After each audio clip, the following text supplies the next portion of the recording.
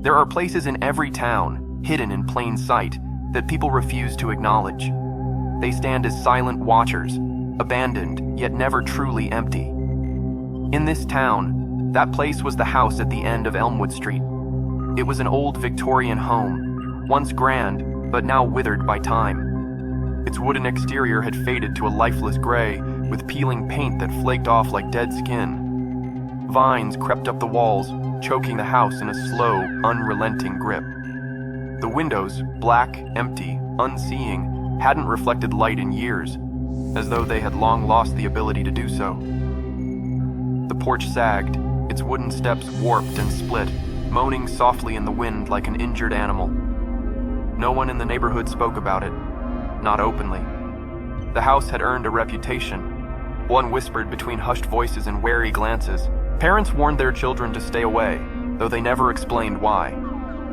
Teenagers dared each other to step onto its porch, but rarely made it past the rusted gate. Even the stray dogs that roamed the streets avoided it, slinking away with their tails tucked between their legs. It wasn't just that the house looked abandoned. It felt wrong. Locals told stories, though no one could agree on the details. Some said the house had once belonged to a wealthy family who vanished overnight, their belongings left untouched. Others claimed a man had lived there alone, driven to madness by the voices in the walls. There were even those who swore they had seen a candle flickering behind the windows at night, though no one had dared to check. But there was one thing. Everyone knew. No one ever saw anyone go in, and no one ever saw anyone come out. The mail never arrived there. No repairman ever set foot on the property. And the last known owner, no one could remember their name. It was as if the house had existed outside of time, a forgotten relic left to rot in the shadows of Elmwood Street. Despite all this, the town never attempted to tear it down. There were no city plans, no development projects, no efforts to reclaim the land. It remained untouched, as if it had a will of its own. Then, there were the disappearances. It started with a boy, 9 years old, who had been playing near the fence. His parents swore they had only taken their eyes off him for a second. One moment he was there, the next he was gone. The police searched for weeks, but no footprints, no signs of a struggle, no trace of him was ever found. The only thing left behind was his bicycle, lying on its side just outside the gate. Years later, a man, too drunk to care about the town's warnings, stumbled onto the property one night. His friends laughed as they watched him weave his way up the porch, daring him to knock on the door. He did. They waited. He never came back down. The next morning, the porch was empty. The door was shut. His car remained parked where he had left, key still in the ignition. The police searched the house from top to bottom but found nothing. No signs of entry, no footprints in the dust, no clue as to what had happened to him. After that, no one dared to go near the house again. Even in broad daylight, there was something unsettling about it. The air around it felt heavier, thicker, as if the house itself was breathing. Birds never perched on its roof, leaves never gathered on its lawn. And on the rare occasions when the wind blew down Elmwood Street, it always seemed to die before it reached the house, as if the very air was afraid to disturb whatever lay inside. It stood there year after year, watching, waiting. Then, one rainy evening, an order was placed at a local restaurant, a delivery order, one with no return address, just a single set of instructions leading directly to the house at the end of Elmwood Street, and the unfortunate man assigned to the delivery was Daniel. Daniel had been a delivery driver for nearly 5 years. He had seen it all. The massive tips, the doors that never opened, the occasional customer who answered half-dressed and barely awake.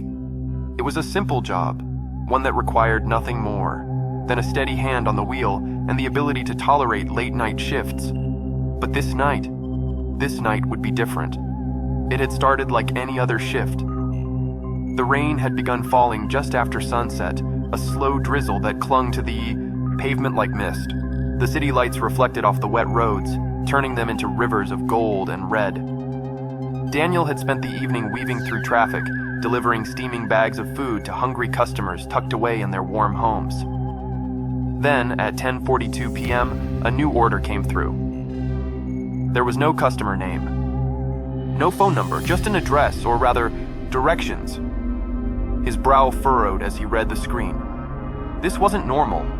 Usually orders came with specific details, names, apartment numbers, delivery instructions. But this was different. The directions were short, almost cryptic. Follow Elmwood Street to the last house. Do not call, do not knock, leave the bag on the porch. A chill prickled the back of his neck. He almost laughed at himself. It was just a weird order. Probably some eccentric shut-in who didn't want to talk to people. He had seen worse. Still, something about it unsettled him. He glanced at the total bill, $78.45, an expensive order for just one person. And then he saw the tip, $50. His eyebrows shot up. Nobody tipped like that. Not unless they were guilty, drunk, or really wanted the delivery guy to keep quiet. The rational part of his brain told him to just take the order, drop it off, and be done with it. But another part, the one that had grown cautious over years of dealing with all kinds of people, told him to be careful. He hesitated for a moment before tapping the confirmation button. The order was locked in. No turning back now. At the restaurant, the staff barely looked at him as they handed over the bag, which felt strangely heavy. He glanced inside, expecting to see large containers of food, but instead there were smaller packages neatly wrapped in brown paper. No branding, no receipts, just plain, unmarked parcels. Something about this felt off, but money was money, and a $50 tip wasn't something he could afford to question. As he pulled out of the parking lot and headed toward Elmwood Street, the rain intensified. The soft drizzle turned into a steady downpour, each drop splattering against his windshield like tiny hands trying to claw their way in. The streetlights flickered as he drove past, their glow distorted by the sheets of water cascading down the glass. The farther he drove, the quieter the world became. The houses, once packed close together, became fewer and farther apart. The road narrowed, the sidewalks disappeared, and the glow of the city faded behind him. He hadn't realized how far Elmwood stretched, or how empty it became at night. The trees on either side of the road loomed taller here, their branches bending under the weight of the rain. They formed a tunnel of shadows, blocking out what little light remained. The only sound was the rhythmic slap of his windshield wipers and the low hum of his engine. Then the GPS fell silent. Daniel frowned and glanced at his phone. The screen showed nothing but a spinning wheel. No service, no connection. Perfect. He exhaled sharply, gripping the steering wheel tighter as he continued forward. The road beneath his tires turned rough, cracked with age, the pavement giving way to gravel. His headlights carved out a path through the darkness, illuminating the skeletal outlines of old houses that looked abandoned, their windows like hollowed-out eyes staring into the night. And then, he saw it. The last house. It stood at the very end of the street, where the road simply stopped.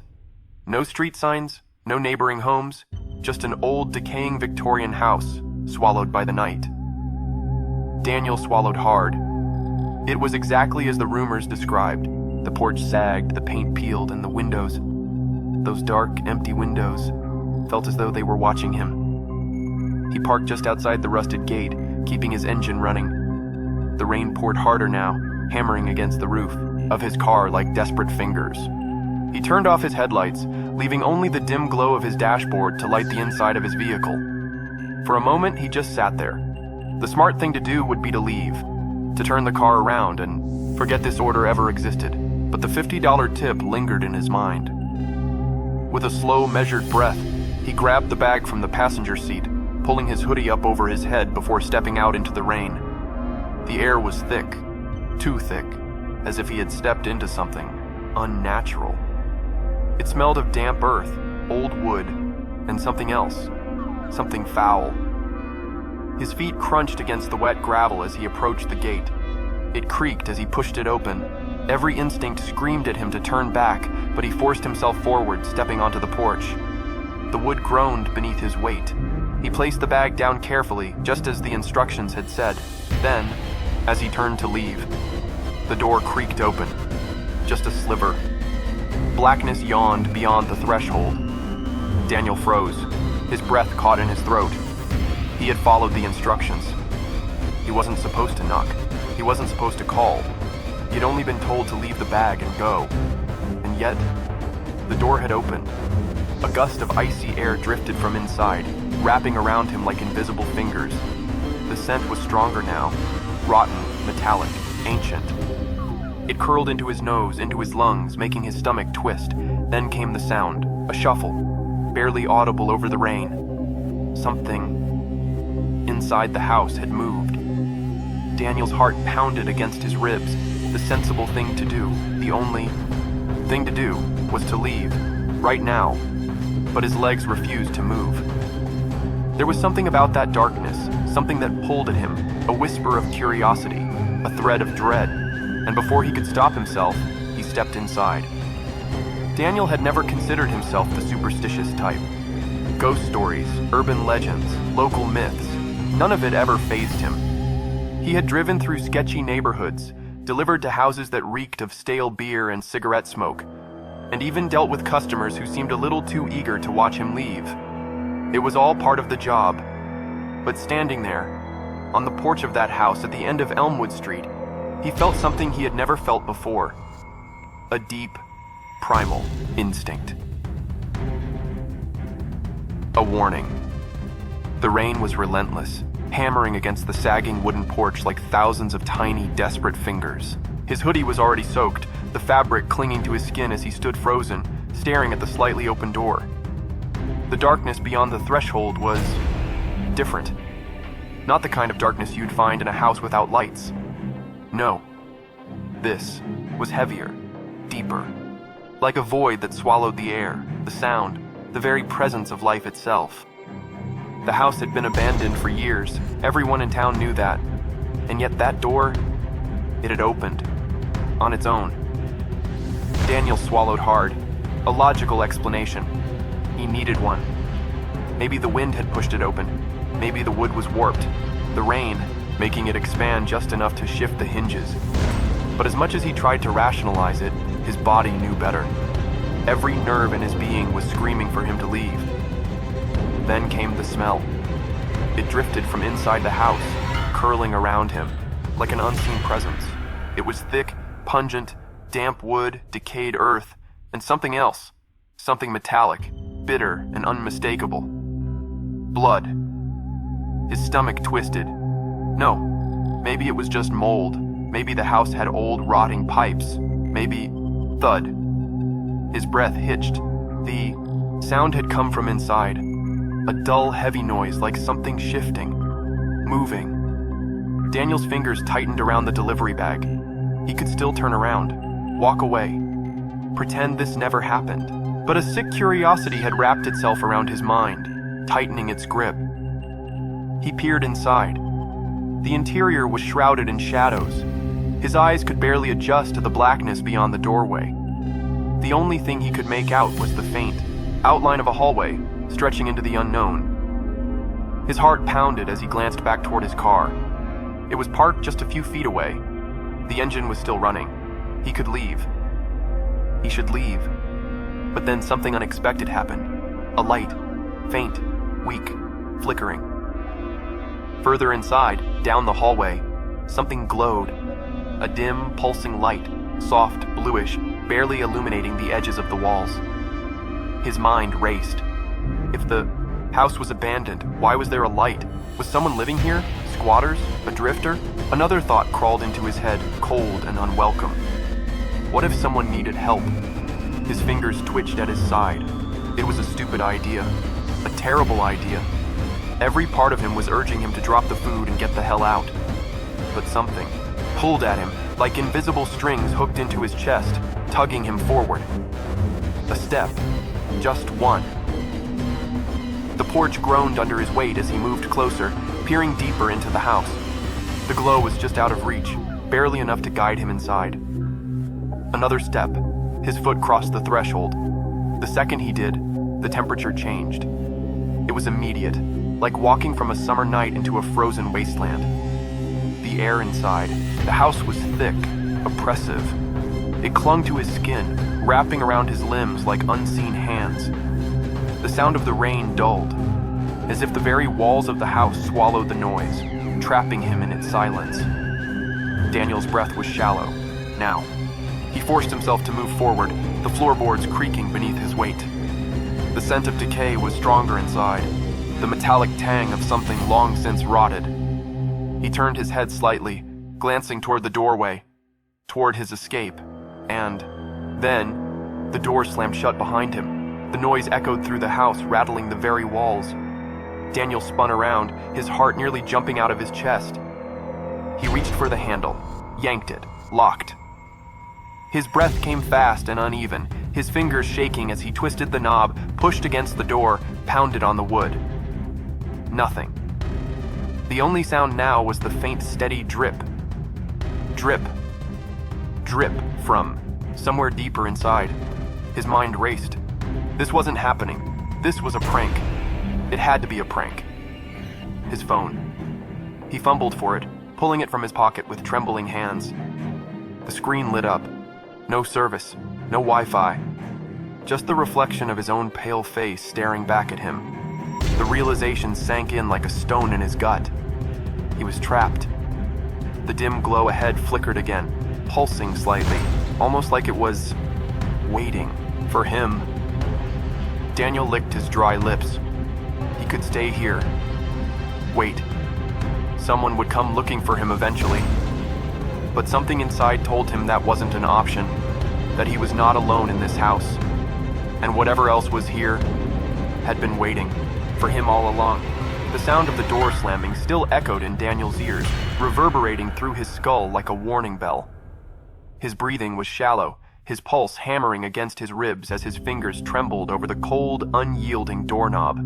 He twisted it again, pulling, pushing, shoving his shoulder into the wood with all his strength. Nothing. The door wouldn't budge, a tight knot formed in his stomach. He glanced around, his breath fogging up in the freezing air. The silence inside. The house was suffocating, so absolute that he could hear the faint pounding of rain on the roof, muffled, as though the house itself were swallowing the sound. He turned, his eyes adjusting to the dim interior. The only source of light was still that strange, flickering glow at the end of the hallway. A weak, bluish hue, pulsing like a dying heartbeat. Daniel swallowed hard. Logic told him to stay put, to wait by the door and hope someone came by. Maybe the wind had blown it shut. Maybe it would loosen on its own. But another part of him, the part that still felt the cold grip of unease coiled around his chest, knew better. Something wasn't right here. His fingers clenched into fists as he forced himself to take a deep breath. He needed to stay calm. Panicking wouldn't help. Okay. Think. Find another way out. His eyes darted around the entrance hall. The space was eerily empty, void of furniture or decoration. The walls were covered in peeling wallpaper, the patterns barely visible under years of neglect. Cobwebs stretched across the corners, thick and untouched. A thick layer of dust coated the wooden floorboards, except for a single clear path leading from the doorway deeper into the house. Footprints, fresh ones, his own, leading in, and another set, much older, leading further inside. Daniel's stomach twisted. Someone had been here before him. Maybe they still were. He took a slow step forward, his foot pressing into the old wood with a faint creak. The sound felt deafening in the silence. He flinched, pausing, his ears straining for any response. Nothing. Just the steady drip, drip, drip from somewhere ahead. The glow flickered again, slightly brighter this time. It seemed further away than before, pulling him in. He clenched his jaw. He had two choices: stay here and wait, or follow the light. Neither option was comforting, but something about the house, the heavy stillness, the suffocating air, made standing still unbearable. Daniel forced his feet to move, one slow step at a time, deeper into the house. The hallway was long and narrow, the walls pressing in like unseen hands. The floor groaned under his weight, every step stirring up tiny clouds of dust. Shadows clung to the corners, shifting with every flicker of the weak, pulsing light ahead. The smell of decay grew stronger. He covered his nose with his sleeve, the stench making his stomach churn. It wasn't just mold or dust. It was something worse, something sour and metallic, like rusted iron and old stagnant water. Then, something moved. Daniel froze.